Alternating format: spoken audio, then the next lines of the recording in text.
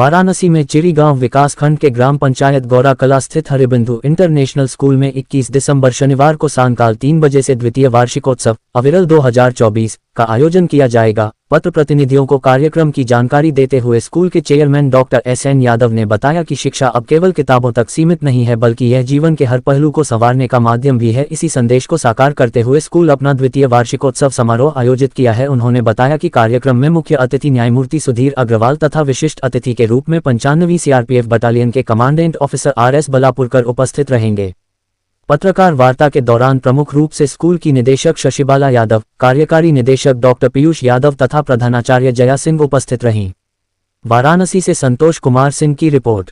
यादव, महानगर अध्यक्ष, समाजवादी छात्र सभा वाराणसी। आज क्या मामला रहा जो विद्यापीठ में पुतला दहन किए थे? देखिए, जिस तरीके से हमारे जो महापुरुष हैं डॉक्टर भीमराव अंबेडकर जी, उनका अपमान भारतीय जनता पार्टी के लोगों द्वारा लगातार किया जा रहा है। आप लोगों ने देखा होगा कि सदन में, लोकसभा में अमित शाह जी, जो हमारे देश के गृह मंत्री हैं, एक सम्मानित पद पर है, सर्वोच्च पद पर है, उनके द्वारा अपमानजनक टिप्पणी डॉक्टर अंबेडकर जी पर की गई। उनको ऐसा करने पर एक मिनट भी मुझे लगता है कि उनको शर्म भी नहीं आई होगी कि हमारे महापुरुषों का अपमान इस तरीके से हमारे गृह मंत्री जी द्वारा किया गया। आज समाजवादी पार्टी और हम सारे छात्रों को, जिनको बचपन से पढ़ाया गया कि डॉक्टर भीमराव अंबेडकर जी ने किस तरीके से हमारे संविधान को बनाया, किस तरीके से हमें आज़ादी दिलवाई, किस तरीके से आज जो हम लोकतांत्रिक तरीके से आज वोट देते हैं, चाहे जीते हैं, खाते हैं, बोलने का अधिकार रखते हैं, वो कहीं ना कहीं डॉक्टर भीमराव अंबेडकर जी का बहुत बड़ा योगदान रहा है संविधान के द्वारा कि हम आज इस तरीके से रह पाते हैं। और भारतीय जनता पार्टी के लोगों द्वारा लगातार भीमराव अंबेडकर जी का अपमान यह लोग करते रहते हैं। इसके विरोध में आज समाजवादी छात्र सभा महानगर कमेटी द्वारा विद्यापीठ विश्वविद्यालय में अमित शाह जी का पुतला हम लोग जलाने जा रहे थे, लेकिन प्रशासन द्वारा हमें रोक लिया गया। और आप अभी देख सकते हैं कि 12 बजे से हमारी गिरफ्तारी हुई थी और अभी हम लोगों को छोड़ा गया है। मैं बताना चाहता हूं भारतीय जनता पार्टी के उन अधिकारियों को जो भारतीय जनता पार्टी के अधिकारी बन के बैठे हैं और भारतीय जनता पार्टी के जो नेता हैं, कि अगर हमारे पुरखों पर इसी तरीके का अपमानजनक टिप्पणी करेंगे तो उनकी ईंट से ईंट बजा दी जाएगी। हम अपने पुरखों की जो अपमान है उसको नहीं सहेंगे।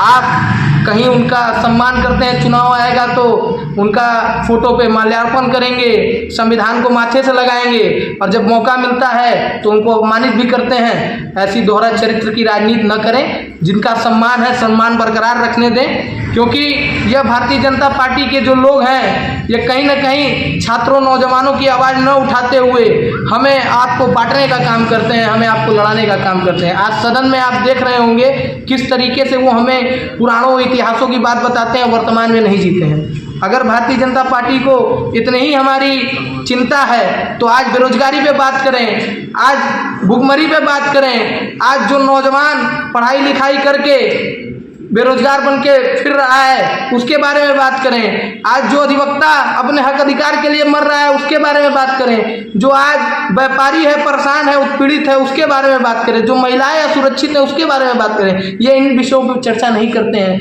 ये बस हमें आपको लड़ाने का काम करते हैं। अब आगे आपकी क्या मांगे होंगी या क्या मुद्दे? देखिए, मैं भारतीय जनता पार्टी के लोगों से और सारे अधिकारियों से जो भारतीय जनता पार्टी के इशारे पे चलते हैं उनसे निवेदन करता हूँ।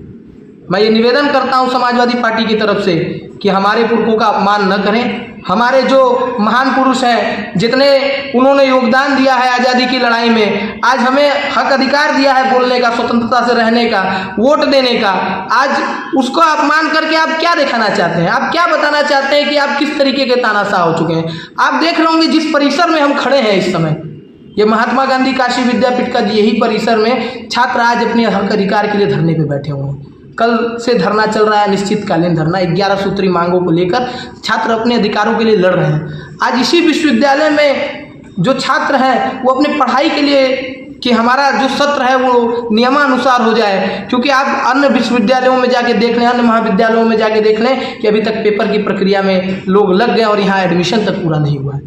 मैं यही बताना चाहता हूँ, हमारी यही कोशिश रहती है समाज के हर तबके के लोगों से, छात्रों से, बेरोजगारों से, व्यापारियों से, कि आप आपस में न लड़ें। यह भारतीय जनता पार्टी की एक बहुत बड़ी योजना है, हमें आपको लड़ा के उलझाए रखना और फिर अपना चुनाव का एजेंडा आगे ला के फिर चुनाव में धांधली करके चुनाव जीतना। आपने देखा होगा किस तरीके से उपचुनाव जो हुआ उत्तर प्रदेश में, इसमें धांधली हुई, प्रशासन का दुरुपयोग किया गया और जीती हुई सीटों पर प्रशासन के बल से भारतीय जनता पार्टी ने विजय प्राप्त की, जो वो हम मान्य ही नहीं करते हैं। हम जानते हैं कि हम उस सीटों पे विजयी हुए हैं और हम अपने सारे प्रत्याशियों को उसी प्रकार का सम्मान भी देते हैं। मैं बस यही आपसे अनुरोध करता हूँ, सम्मानित पत्रकार बंधुओं से यह आग्रह करता हूं कि आप हमारी आवाज़ जो है वो माननीय गृह मंत्री अमित शाह जी तक यह पहुंचाएं कि हम अपने पुरखों का जो अपमान है वो नहीं सहेंगे।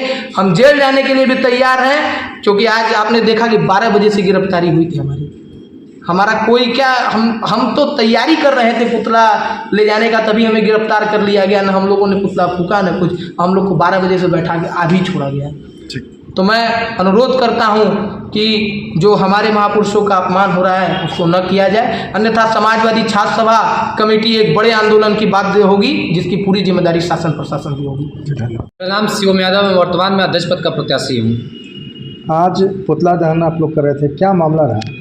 जिस तरह से बाबा साहब भीमराव अम्बेडकर जी का सदन में गृह मंत्री अमित शाह जी द्वारा जिस तरह से अपमान किया गया, उसके विरोध में आज हम सभी समाजवादी साथी काशी विद्यापीठ में पुतला दहन करने जा रहे थे। लेकिन ये वर्तमान सरकार सत्ता के इशारे पे पुलिस प्रशासन की मदद से जो तानाशाही रवैया अपनाया जा रहा है, पुलिस प्रशासन द्वारा हम सभी साथियों को गिरफ्तार कर लिया गया। दोपहर 12 बजे से गिरफ्तार किए कि अभी शाम को पुलिस प्रशासन हम लोगों सभी साथियों को छोड़ी है। ये तानाशाही रवैया पुलिस के दम पे, बस वर्तमान सरकार पुलिस के दम पे छात्र हो, गरीब हो, हर तरह से जिस तरह से भी पिछड़ों को दबाया जा रहा है, वर्तमान सरकार बहुत ही निकम्मी सरकार है। ये अभी उपचुनाव का मामला है, उपचुनाव में जिस तरह से धांधली किया गया, पूरी तरह से इसमें प्रशासन को लिप्त करके वर्तमान भाजपा सरकार प्रशासन के सहयोग से उपचुनाव जीती है पूरी तरह से।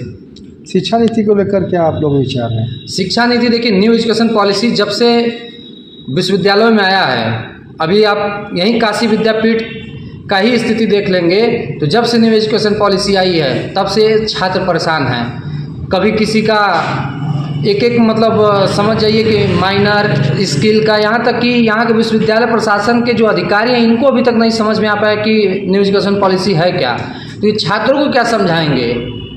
पूरी तरह से न्यू एजुकेशन पॉलिसी में धांधली हो रही है। केवल कभी छात्रों को अब्सेंट लगा दिया जा रहा है, कभी बैक का पेपर देना पड़ जा रहा है, पेपर देने के बाद भी अब्सेंट लगाया जा रहा है। इस तरह से धन उगाही का काम किया जा रहा है। शिक्षा नीति आयोग में तो ये बताया जा रहा है कि आप एक कोर्स अगर कर रहे हैं, बीच में ब्रेक करके दूसरा कोर्स कर सकते हैं, जैसा पहले नहीं था। इसमें आप क्या कहना चाहेंगे? कैसे सही है क्या? देखिए, जो शिक्षा नीति में बताया जा रहा है शिक्षा आयोग की तरफ से, वैसा अगर आप ज़मीनी हकीकत देखेंगे तो वैसा कुछ है नहीं।